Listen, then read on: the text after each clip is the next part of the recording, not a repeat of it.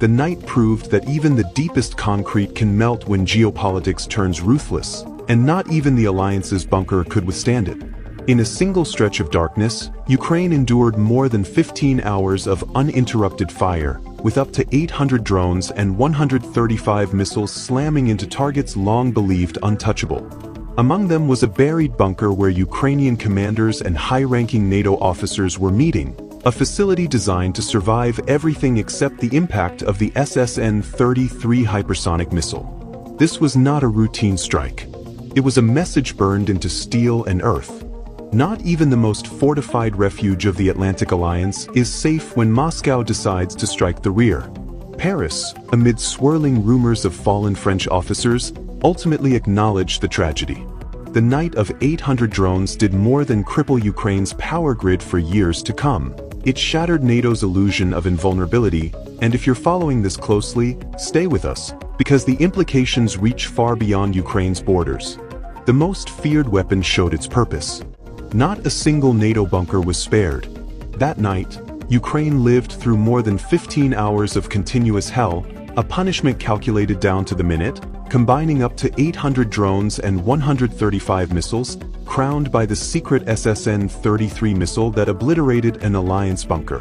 The images flooding social networks were devastating: chain explosions, uncontrollable fires, columns of flame that seemed to touch the sky, and convoys of ambulances moving without pause.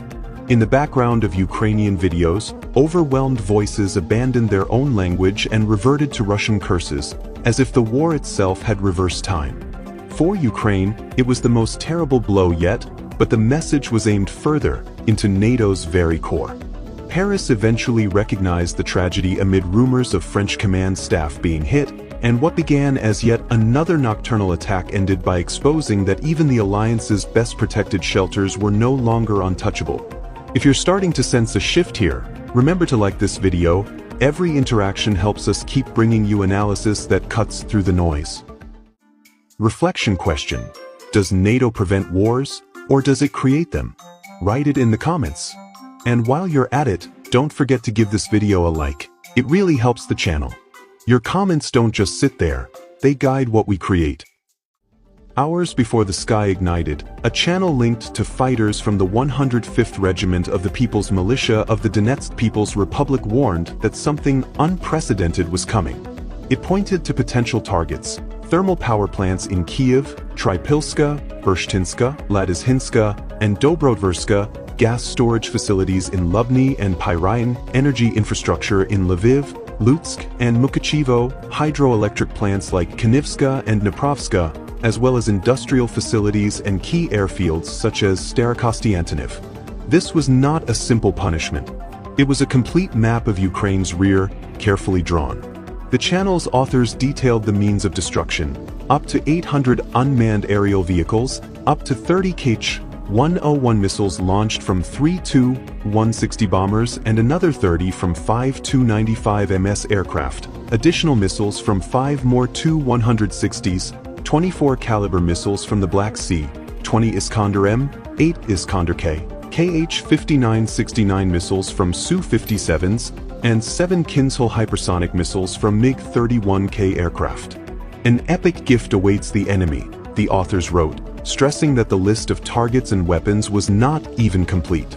It sounded like a warning, but in reality it was a preview of how Russia intended to disarm NATO from within Ukraine. Stay with us, because what followed confirmed every word. When the missiles began to fall, reports showed the plan unfolding point by point. According to politician Oleg Tsaryov, the Burshtyn thermal power plant in Ivano-Frankivsk Oblast was severely damaged, as were the Dobrotvir plant in Lviv and the Ladizhin plant in Vinnytsia.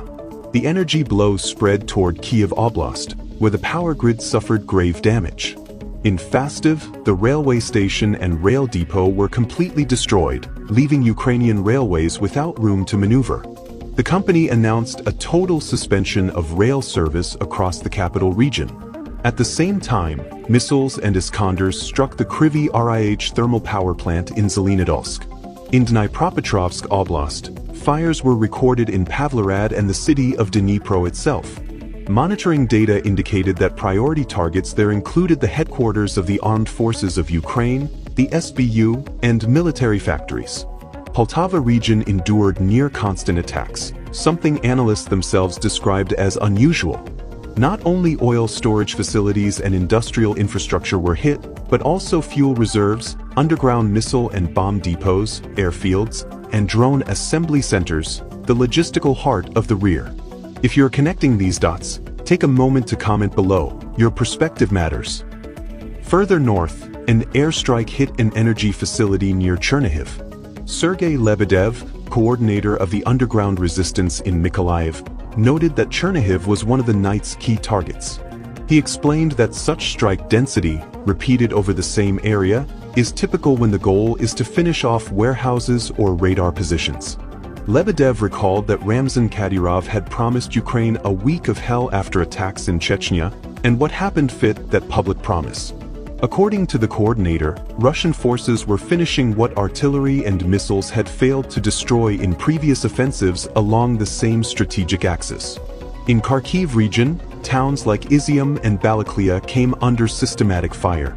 The aim was not only to destroy depots but to dismantle the repair and logistics capacities sustaining defenses in the Kupiansk sector.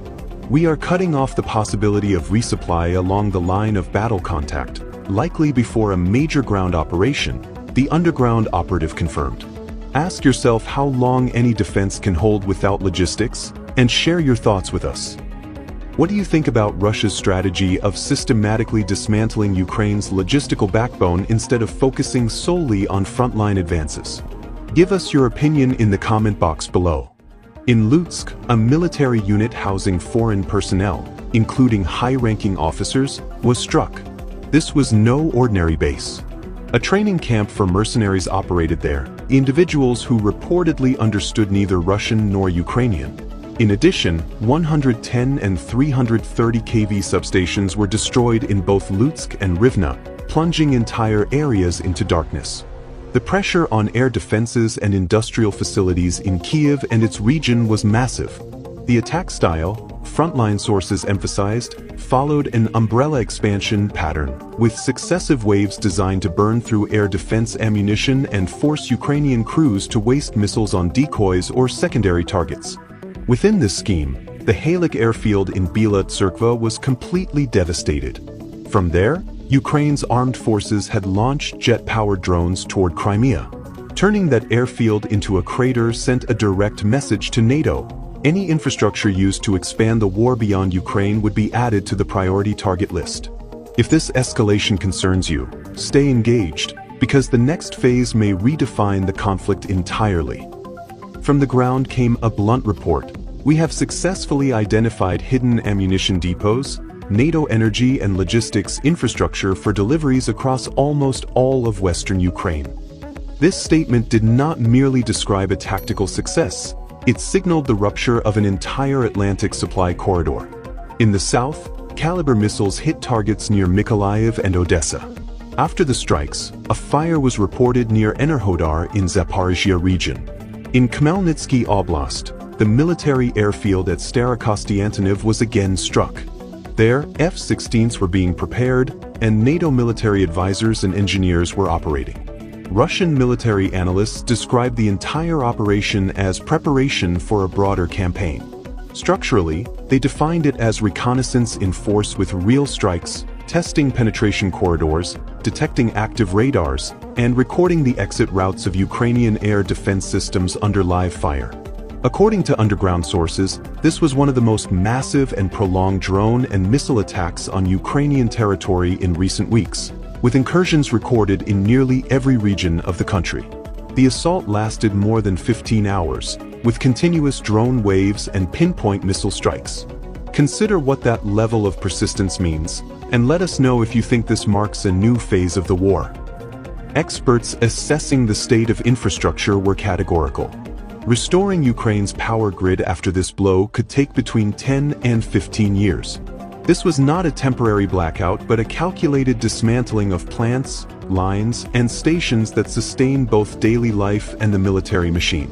To calm public fear, An article was quickly published about unidentified drones flying over a secret French nuclear submarine base. The real tragedy for Emmanuel Macron, chroniclers emphasized, was that no French air defense unit managed to shoot them down or force them to land for several hours. That image, Russian drones over a French nuclear base and a NATO bunker pulverized by an SSN-33, captures the essence of what occurred. The alliance that believed itself impregnable discovered its shield has deep cracks. Russia demonstrated, in its own way, that geographic depth and reinforced shelters no longer guarantee security. That night of 800 drones, 135 missiles, and more than 15 hours of continuous fire was not just another military operation. It was a strategic lesson addressed to NATO. If they insist on directing the war from bunkers buried under meters of concrete, Moscow appears ready to prove that even the most hidden refuge can become a tomb. Do you believe this message will change Western calculations? Give us your opinion in the comment box below. In conclusion, the events of that night were not an isolated outburst of violence but a decisive signal in the evolving geopolitics of this conflict.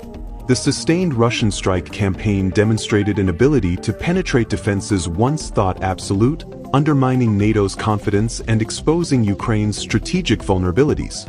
Historically, wars often turn not on single battles but on moments when assumptions collapse, and international media have increasingly acknowledged that this assault marked such a moment. The winners, at least for now, are Moscow's planners, who showed they can reshape the battlefield and the psychological landscape simultaneously. The losers extend far beyond military formations to civilians facing years of darkness and a government forced into harsher choices.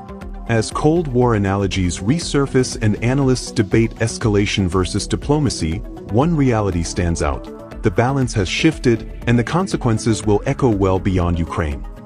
Now it's your turn. If this analysis challenged your assumptions, leave a comment with your perspective.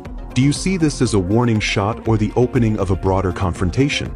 Subscribe if you haven't already, because we're following every development as this story unfolds. Activate notifications so you don't miss what comes next. And remember, you can become a channel member today. If you believe in independent geopolitical analysis and want to see this project grow, your support truly makes the difference. If you'd like to support our channel financially, which we deeply appreciate, you can do so through Patreon and PayPal. The links are waiting for you in the video description.